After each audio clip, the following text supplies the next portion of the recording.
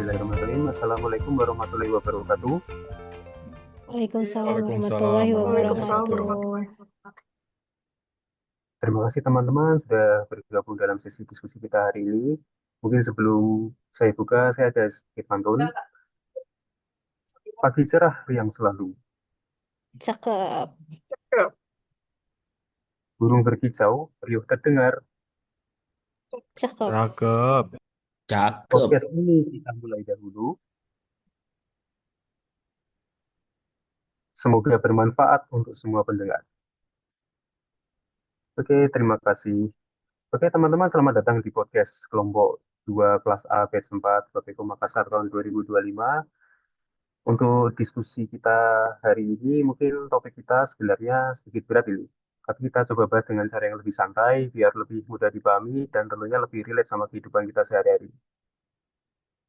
Untuk tema podcast kita hari ini adalah tantangan Indonesia menghadapi isu terkini menuju Indonesia Emas tahun 2045. Hari ini kita bakal ngomongin tantangan kebangsaan masa kini, mulai dari isu radikalisme yang mesti menjadi PR besar bangsa, kesenjangan sosial yang coba dijawab lewat program makanan bergizi gratis atau MBG, sampai fenomena hoax, teknologi deepfake, sampai krisis lingkungan yang mana masih menjadi masalah besar di negeri ini. Supaya diskusinya lebih seru dan berbobot, saya tidak sendirian di sini. Kita sudah ditemani beberapa narasumber PC yang siap berbagi perspektifnya masing-masing. Sebelumnya saya mau memperkenalkan diri dulu. Nama saya Bagas Worokoto Sambodo dari Direktorat PSSPP DJP IPU. Kemudian ada Mbak Awalin Rahmatulisa dari Direktorat PPI SPA DJP IPU. Kemudian ada Mas Dafa Alam Hussein dari Direktorat PPICK DJP IPU. Kemudian ada Mbak Klarin Sabita Hanil dari Direktorat Irigasi dan Rawa Dirjen Sumber Daya Air. Dan yang terakhir ada Mas Anggimoto Satria dari BPJN Sulawesi Barat. Oke, terima kasih atas kehadirannya teman-teman. Sekarang aku pengen kalian ceritakan pengalaman atau pandangan tentang isu yang mau kita bahas tadi. Mungkin bisa dimulai dari saya terlebih dahulu ya. Mungkin salah satu isu terkini yang menjadi tantangan Indonesia menuju Indonesia Emas 2045 adalah terkait radikalisme dan intoleransi. Kita tahu sendiri, isu radikalisme adalah munculnya paham atau gerakan yang ingin melakukan perubahan drastis dengan cara-cara ekstrim. Bahkan bisa juga dengan metode kekerasan yang bertentangan dengan konstitusi dan nilai-nilai Pancasila. Kemudian ada intoleransi, di mana itu adalah sikap membenci atau tidak menghargai perbedaan keyakinan, agama, budaya, maupun pandangan orang lain dalam kehidupan bermasyarakat ataupun berbudaya, seperti itu.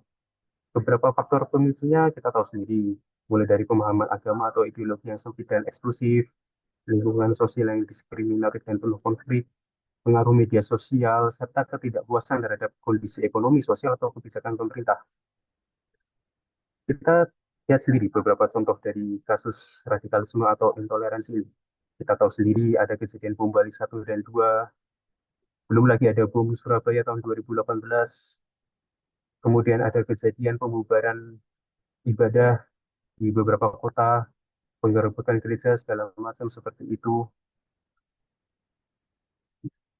Sangat miris sekali saya melihat kondisi radikalisme dan intoleransi di negeri ini. Seperti itu mungkin dari saya. Mungkin selanjutnya bisa dilanjutkan oleh Mbak Awalin Rahmatulisa untuk menyampaikan terkait isu-isu terkini yang akan menjadi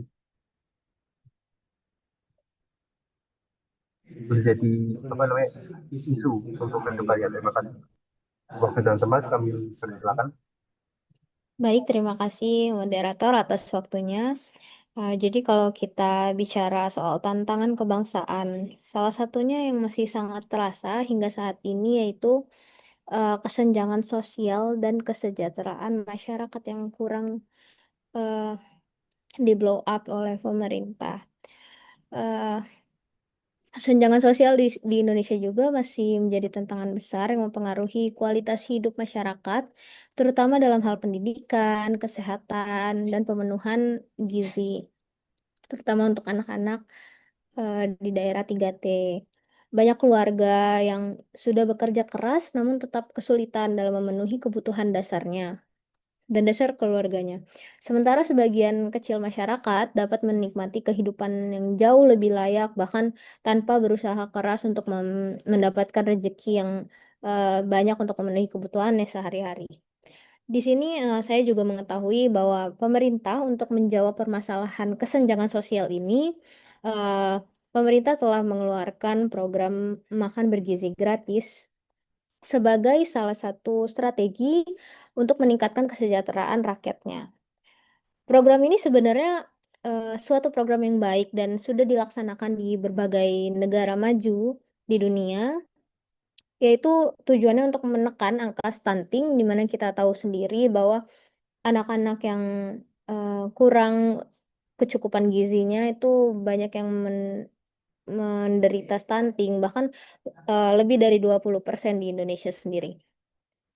Eh, dengan adanya program ini juga dapat meringankan beban keluarga yang memiliki anak, karena dari makan bergizi gratis ini juga kan mereka tidak perlu mengeluarkan dan mengalokasikan dana untuk makan siangnya anak-anak seperti itu.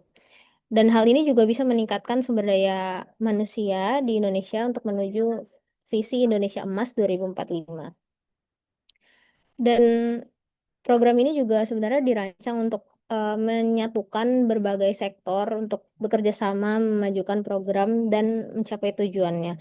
Namun dalam pelaksanaannya, daerah satu sama lainnya pun belum tentu mendapatkan standarisasi yang sama. Bahkan sebagai daerah pilot project di Kota Tangerang itu sudah berhasil, namun di daerah Jawa Tengah contohnya itu bahkan mengalami eh, bencana bahaya seperti keracunan dan lain-lain. Hal ini juga perlu perhatian ya khususnya. Selain itu juga dilirik terkait anggarannya yang terlalu besar. Jadi hal ini juga memicu ketidakpercayaan masyarakat kepada pemerintah karena hal ini dirasa kurang tepat sasaran karena biayanya yang besar itu namun hasilnya yang tidak sesuai dan tidak merata. Eh, jadi menurut saya isu-isu ini kalau tidak ditangani dengan baik akan menjadi krisis kepercayaan publik dan akan mengakibatkan ketimpangan sosial yang nyata dalam akses kesejahteraan rakyat. Seperti itu. Saya kembalikan ke moderator.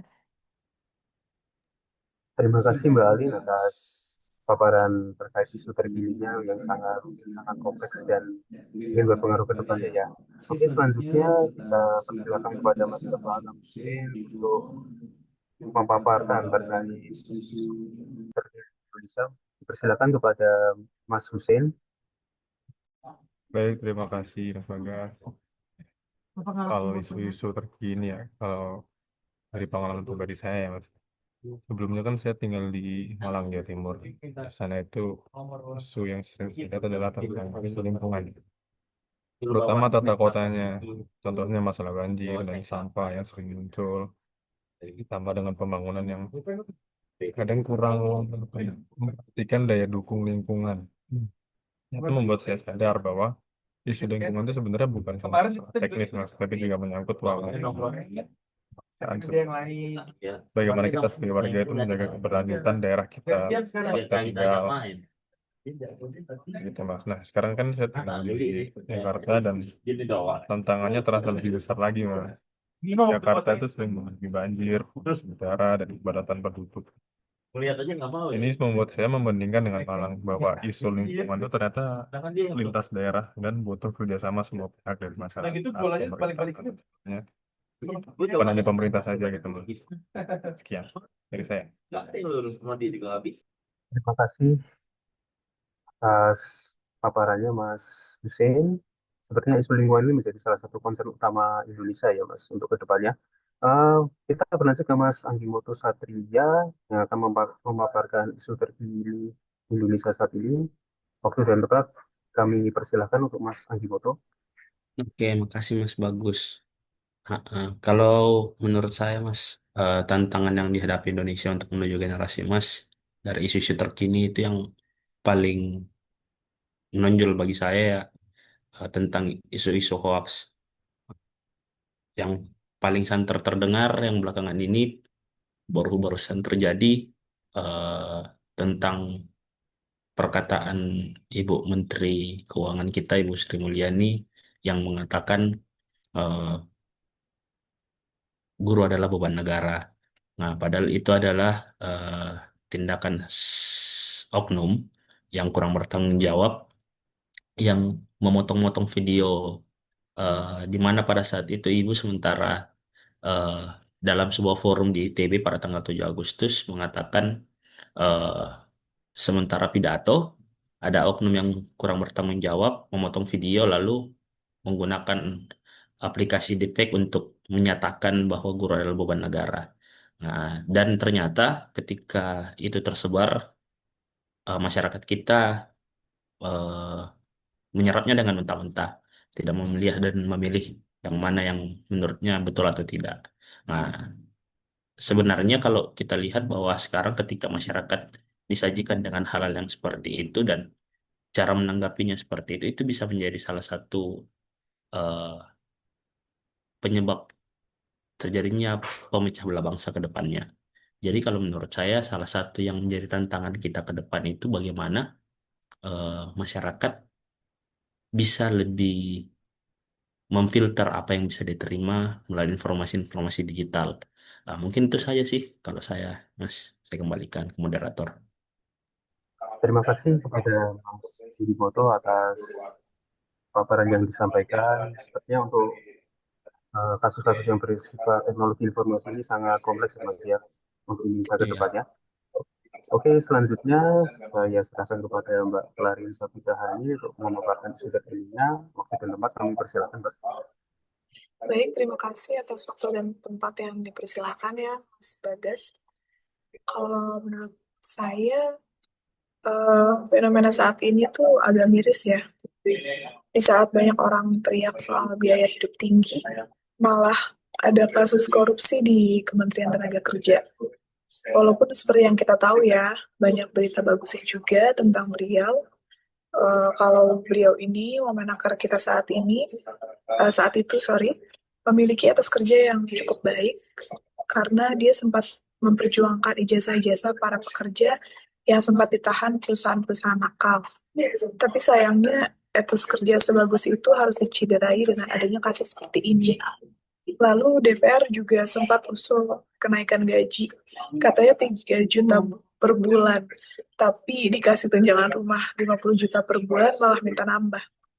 Diralat jadi 3 juta per hari yang akhirnya mereka minta 78 juta per bulan. Ya, terkadang permintaan-permintaan seperti ini sih yang bikin publik makin gak percaya sama pejabat.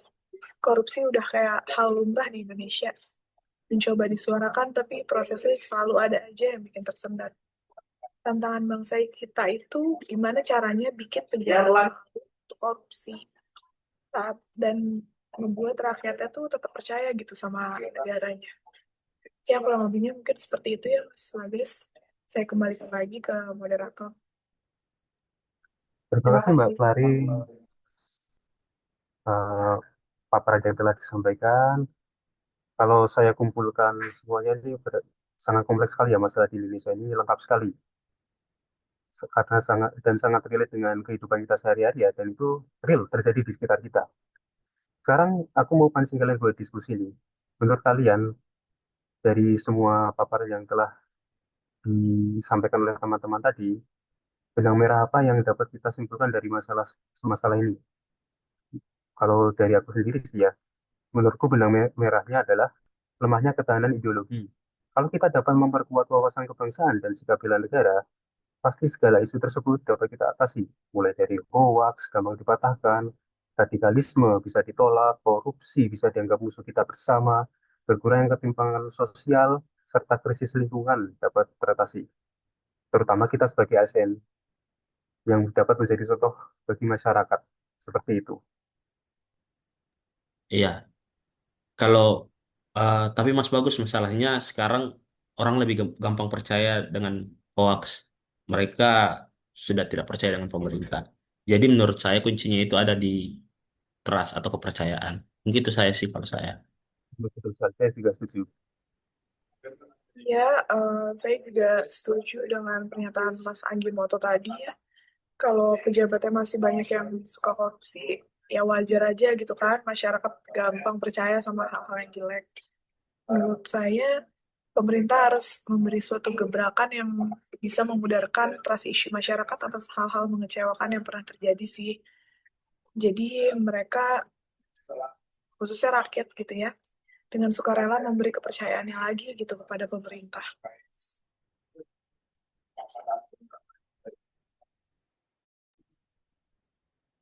Iya, benar Mbak Klarin. Saya setuju banget dengan tanggapannya. Karena trust atau kepercayaan itu menurut saya pribadi muncul kalau ada keadilan sosial di antara masyarakat. Kalau rakyatnya aja ngerasa diperlakukan adil, nanti pasti lebih kuat rasa nasionalismenya. Padahal kepercayaan ini ibarat modal sosial di masyarakat sendiri. Kayak tanpa kepercayaan, program sebaik apapun bisa dipandang dengan curiga dan lemah aja gitu. Misalnya program MBG tadi atau bantuan sosial atau subsidi lainnya, kalau nggak transparan, orang gampang bilang, ah pasti ada yang dikorupsi nih dari program sebesar itu, sebagus itu gitu. Jadi kalau menurut saya trust ini atau kepercayaan ini pelan-pelan pulih dan dikembalikan, masyarakat nggak akan mudah goyah sama isu-isu palsu yang terjadi di antara kita gitu. Karena mereka juga tahu akan ada negara yang hadir, jujur dan bisa diandalkan. Seperti itu. Setuju sama kalian. Saya juga mau menambahkan ya, jangan jangan lupa juga soal lingkungan. Kalau di lingkungan kita tuh banjir setiap tahun, udara semakin tercemar dan harga pangan naik akibat gagal panen, maka kepercayaan publik atau trust tadi akan terus menurun. Semua ini saling terkait ya secara nasional yang pada intinya berakar pada ketidakselarasan antar kebutuhan masyarakat, kebijakan pemerintah dan partisipasi publik. Seperti pada isu-isu yang terdekat ini seperti tambang nikel di Raja Ampat kemarin, kita tidak bisa membiarkan hal seperti itu terjadi. Langkah pemerintah itu sudah betul ya, misalnya untuk pencabutan izin tambangnya. Kita juga sebagai warga bisa menyuarakan penolakan tersebut agar lebih tersorot dan cepat diatasi. Dalam konteks bela negara ya, yang tidak selalu berarti berperang, tindakan ini merupakan contoh konkret ya dalam bela negara dalam bentuk perlindungan alam dan pelestarian warisan generasi. Jadi bukan hanya menjaga wilayah, tapi juga menjaga ekologi bumi kita sebagai bagian dari masa depan bangsa. Seperti itu.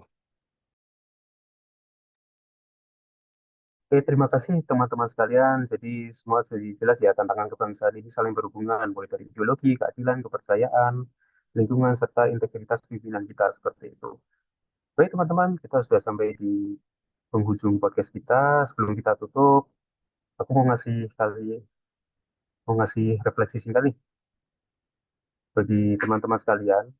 Bela negara di era sekarang itu seperti apa sih dalam menghadapi isu-isu terkini demi tercapainya Indonesia Emas tahun 2045? Kalau dari aku sendiri sih, bela negara itu menolak radikalisme dan intoleransi. Kalau ada yang mencoba memecah belah bangsa ini, negara ini, tugas kita, terutama kita sebagai ASN, adalah tetap menjaga persatuan dan kesatuan seperti itu. Oke, kalau aku ya izin masuk, menurutku bela negara itu lebih ke memperjuangkan keadilan sosial. Supaya nggak ada lagi nih rakyat yang merasa ditinggalkan oleh pemerintah. Karena kalau jurang di antara kaya dan si miskin dibiarkan terus melebar, rasa tidak adil ini akan semakin besar dan kepercayaan kepada pemerintah itu semakin lama semakin runtuh. Berbagai program jaminan pemerintah yang telah dibuat juga terkait penuntasan kesenjangan sosial dan untuk meningkatkan kesejahteraan rakyat itu juga hanya dapat berhasil kalau dijalankan secara transparan, tepat sasaran, dan berpihak kepada rakyat kecil seperti itu. Bela negara ya bagi saya, seperti kayak saya katakan tadi, bela negara itu bukan hanya soal pertahanan fisik, tapi juga kesadaran kolektif kita untuk menjaga lingkungan. Jadi kita membiarkan banjir, polusi, dan kerusakan itu sama artinya dengan mempertaruhkan masa depan bangsa kita. Karena itu, merawat alam Indonesia adalah bagian penting dari menjaga NKRI. Ya, kalau saya boleh tambahkan juga, eh, bela negara bagi saya itu salah satunya bisa menanggapi informasi secara kritis, bisa memilah dan memilih apa yang bisa ditanggapi secara serius, ataupun apa yang ditanggapi secara dengan sekedar guyon aja. Nggak gampang percaya dengan hoax dan ngajak orang lain untuk lebih cerdas digital. Bisa melihat semuanya dengan berbagai macam persepsi, sehingga tidak mudah terpengaruh oleh berita yang belum tentu benar adanya. Terus, maka dari itu, tanggap literasi digital adalah salah satu cara yang menurut saya bisa untuk kita lakukan sebagai warga negara untuk membela negara. Karena sereceh apapun informasinya, jika tidak disaring dengan baik, bisa menjadi konflik yang besar dan dapat menjadi pemicu pemecah belah bangsa. Itu sih kalau saya. Ya, prinsipnya seperti itu. Kalau aku pribadi sih, bela negara di era sekarang bukan cuma soal angkat senjata atau ikut upacara aja ya, tapi hidup jujur, berani menjaga integritas, dan bersuara ketika melihat ketidakadilan. Kemudian bela negara berarti berani bilang cukup sama praktek yang nyakitin rakyat dan tetap konsisten jujur di tengah sistem yang kadang emang menggoda sih. Karena gimana pun setiap rupiah yang dikorupsi atau setiap kebijakan yang lebih menguntungkan pejabat dibanding rakyat itu merusak kepercayaan masyarakat ke negara. Bela negara juga bukan soal fisik, tapi juga memastikan kepercayaan rakyat pada negara tetap terjaga. Kalau pejabat berani menolak korupsi dan lebih mendahulukan kesejahteraan rakyat ketimbang kepentingan pribadi, itulah wujud bela negara yang sesungguhnya. Tapi tanpa kepercayaan rakyat, negara nggak akan pernah kuat. Kurang lebih kayak gitu sih.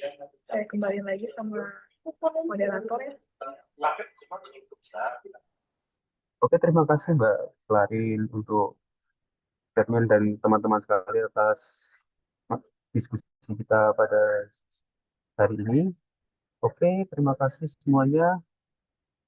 Jadi kesimpulan dari podcast ini adalah kita belajar bahwa tantangan kebangsaan masa kini itu nyata dan beragam.